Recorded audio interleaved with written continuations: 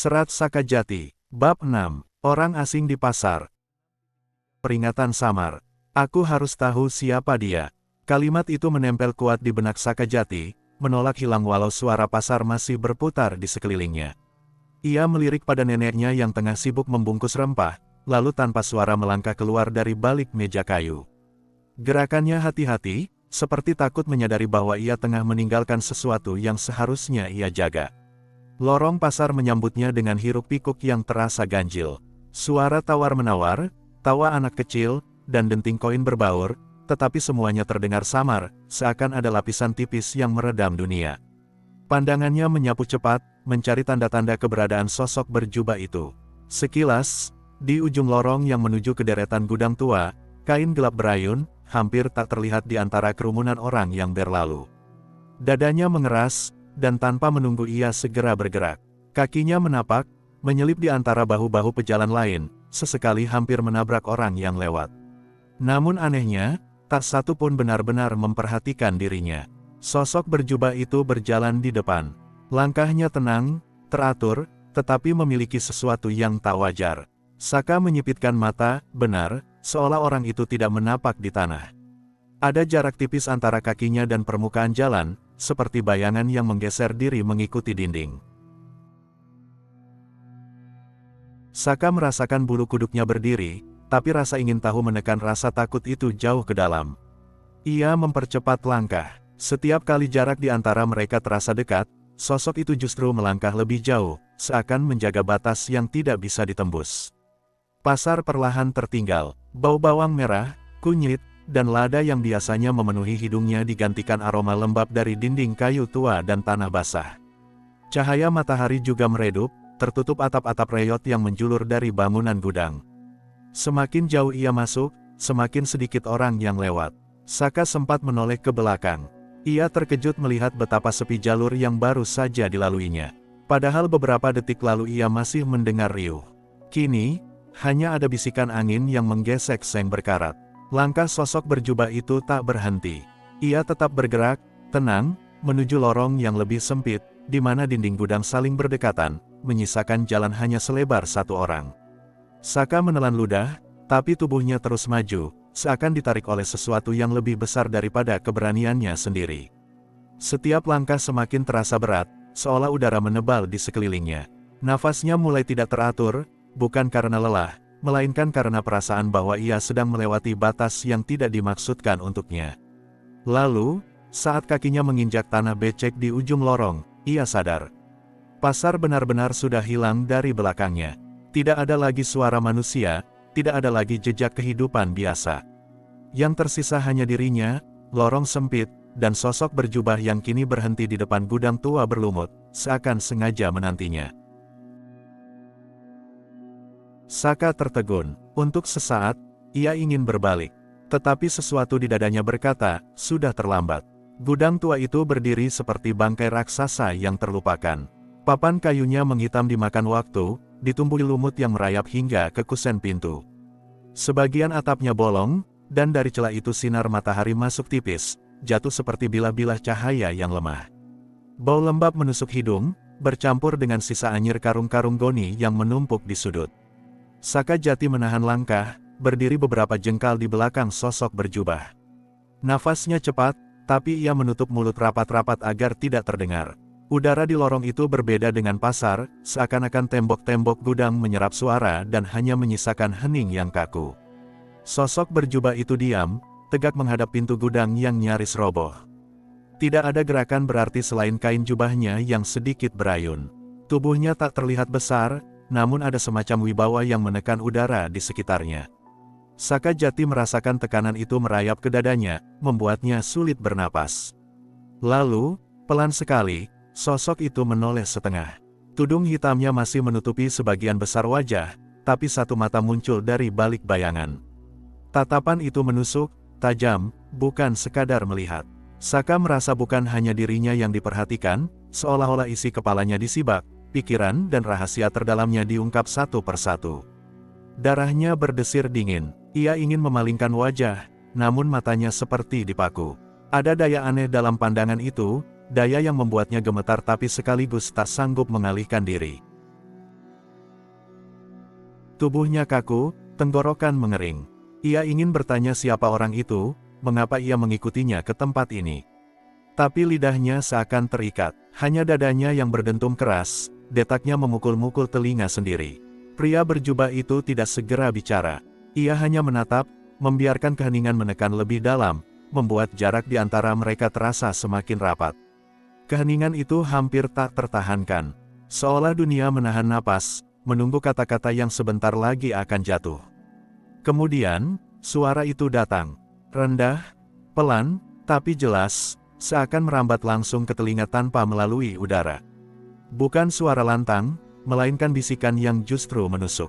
Nada suaranya membawa sesuatu yang asing, tenang, namun berlapis rahasia. Kata-kata itu belum sempat utuh keluar, namun sejak nada pertamanya terdengar, bulu kuduk Saka sudah meremang. Ia tahu, apapun yang akan terucap setelah ini bukanlah ucapan biasa. Kata-kata itu membawa sesuatu, peringatan, mungkin, atau ancaman, atau bahkan jawaban dari pertanyaan yang sejak tadi membakar dadanya. Saka menelan ludah, menunggu. Setiap detik terasa panjang, seakan waktu melambat.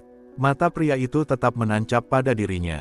Lalu bibirnya bergerak, menyusun kalimat yang perlahan-lahan akan mengubah pemahaman Saka tentang dirinya sendiri. Suara itu datang begitu pelan, hampir tak terdengar. Namun justru karena itulah ia terasa menusuk, merayap ke telinga tanpa bisa dihindari. Saka Jati, kau bisa melihat jalur itu, bukan? Jangan ikuti, belum saatnya. Tubuh Saka menegang. Ucapan itu membuat darahnya berhenti mengalir sesaat. Ia terpaku, tak mampu berpikir. Nama itu, namanya sendiri, baru saja disebut dengan jelas oleh orang asing yang bahkan wajahnya belum pernah ia lihat. Jantungnya berdentum, menghantam rusuk seolah ingin pecah keluar. Bagaimana orang ini bisa tahu siapa dirinya?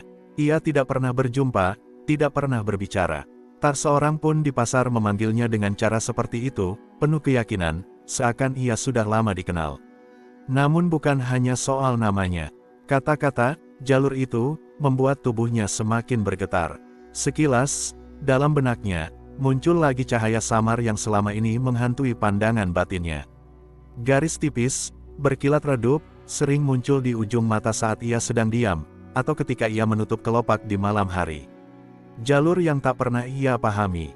Jalur yang selalu menggoda, namun sekaligus menakutkan.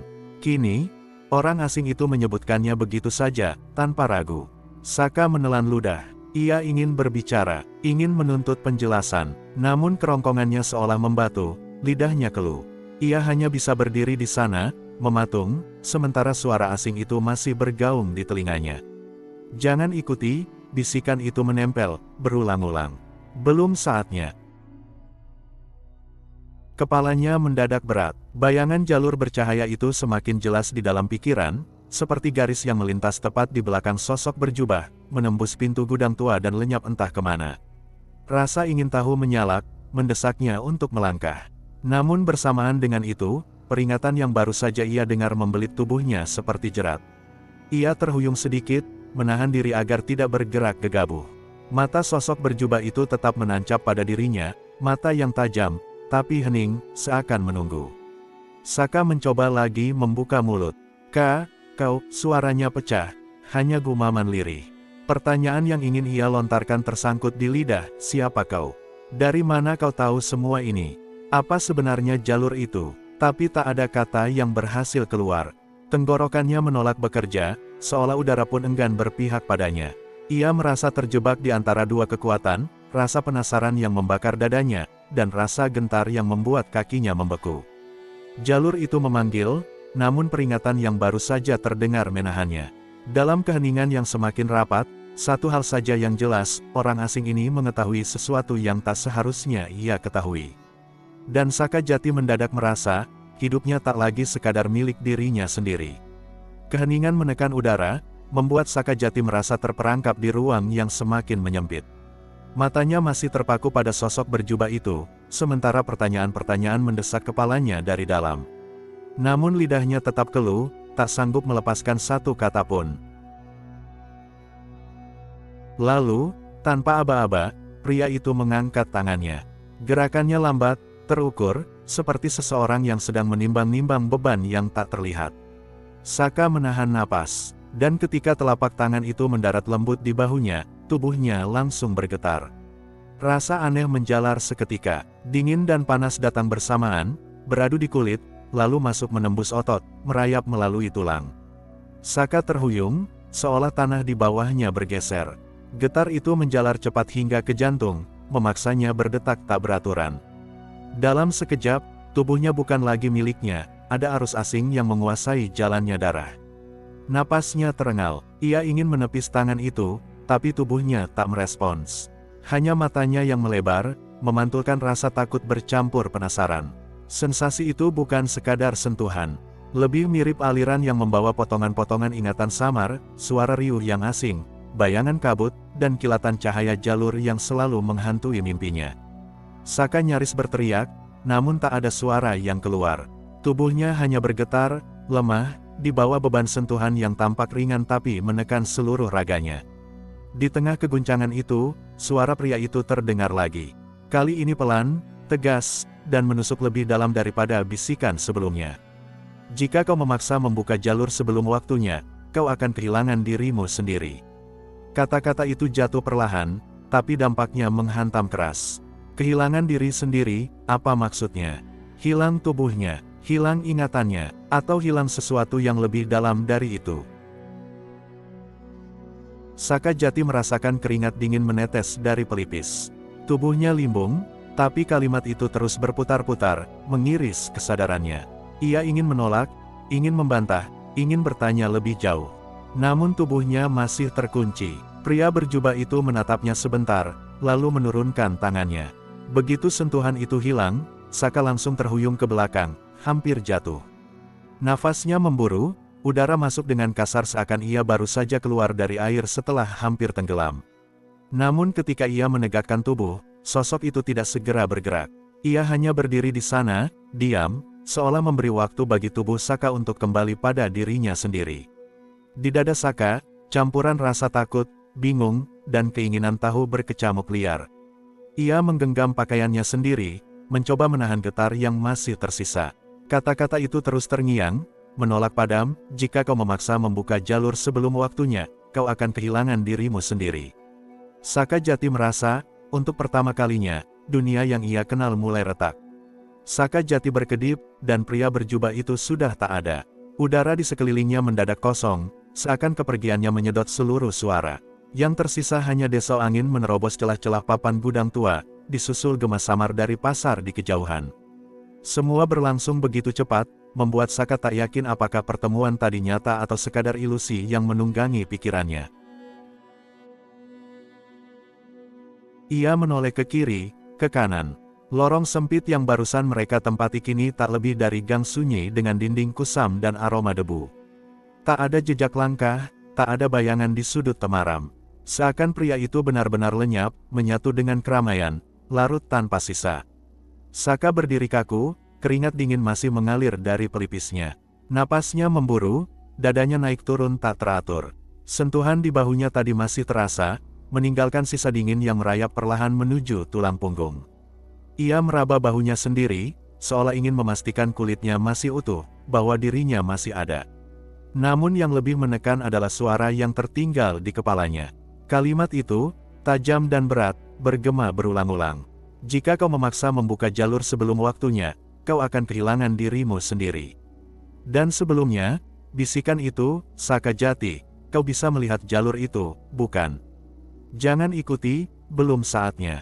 Jalur itu, jalur yang kerap berkelebat di pandangan batinnya, hadir tanpa diundang, membuatnya bertanya-tanya apakah ia waras.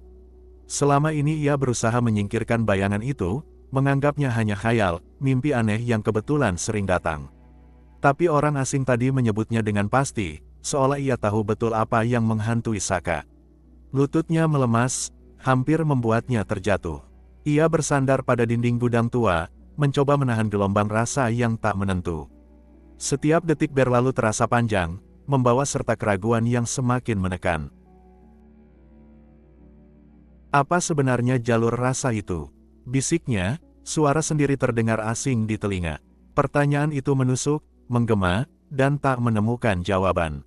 Ia mencoba mengingat detail pertemuan barusan, tatapan mata tajam di balik tudung, bisikan nama yang tak mungkin diketahui orang asing, sentuhan yang menyalakan arus aneh di tubuhnya. Semua begitu nyata, terlalu nyata untuk sekadar bunga tidur. Dan justru karena nyata, ketakutannya bertambah. Saka menegakkan tubuh, meski langkahnya masih goyah. Ia menatap kembali lorong sempit itu, berharap mendapati sosok berjubah berdiri di ujung jalan, menunggu, atau setidaknya meninggalkan sesuatu. Tapi hampa, hanya bayangan gudang, bau karung-karung tua, dan suara ayam jantan dari kejauhan. Rasa linglung menutupinya. Ia merasa seperti baru saja ditarik masuk ke dunia lain, lalu dilempar kembali begitu saja ke kenyataan tanpa penjelasan. Dadanya terasa sesak, bukan hanya karena kejadian itu, tapi karena satu hal yang kini tumbuh, ketidakpastian tentang dirinya sendiri. Saka Jati menggenggam ujung bajunya erat-erat, seakan itu satu-satunya jangkar yang bisa menahannya agar tak terhanyut dalam pusaran pertanyaan. Dalam hati kecilnya, bibit konflik mulai tumbuh, antara rasa ingin tahu yang membara dan peringatan samar yang membatasi langkahnya. Dan di tengah kegelisahan itu, ia sadar satu hal. Pertemuan ini hanyalah awal,